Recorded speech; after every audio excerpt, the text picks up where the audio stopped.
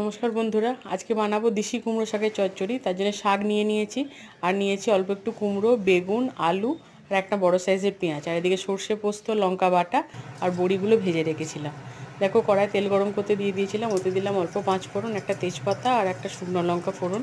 সেটা অল্প লাল লাল হয়ে যাওয়ার পরে তার মধ্যে পেঁয়াজটা তুলে দিচ্ছি। পেঁয়াজটা বেশি ভাজবে না, অল্প একটুখানি সামান্য ভাজা মতো করে নেবে। নিয়ে ওর মধ্যে সব সবজিগুলো একসাথে তুলে দিলাম। আমি এই কটাই সবজি দিয়েছি, তোমরা চাইলে আরও সবজি এতে দিতে পারো, নানান রকমের সবজি দেওয়া যায়। এবার ছোটো চামচের 1 চামচ নুন দিচ্ছি, নুনটা অবশ্যই স্বাদ মতো বুঝে দেবে। তার মধ্যে শাকটা দিয়ে দিলাম, দিয়ে মশলা ধোয়া জলটা দিয়ে দিচ্ছি। দিয়ে এবার ওতে 2 চামচ মতো ওই সর্ষে পোস্ত লঙ্কা বাটা দিচ্ছি। লঙ্কা যেহেতু ওর মধ্যে বাটা আছে, আলাদা করে আর লঙ্কা দিলাম না। অল্প একটুখানি হাফ চামচ মতো হলুদ, লঙ্কাটাও তোমরা স্বাদ মতো বুঝে দেবে। এবার ঢাকা দিয়ে দিয়েছিলাম সেদ্ধ হওয়ার জন্য। দেখো, আমার সবই সেদ্ধ হয়ে গেছে। এরপরে বড়িটা দিয়ে দিচ্ছি, ভাজা বড়ি। ওটা লাস্টেই দেবে, নাহলে বড়িগুলো ভেঙে যেতে পারে।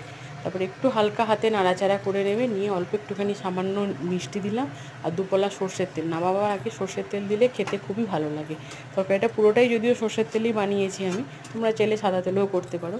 দেখো, রান্নাটা আমার কমপ্লিট। কীরকম লাগলো জানিও, আর চ্যানেলটাকে সাবস্ক্রাইব করে পাশে থেকো।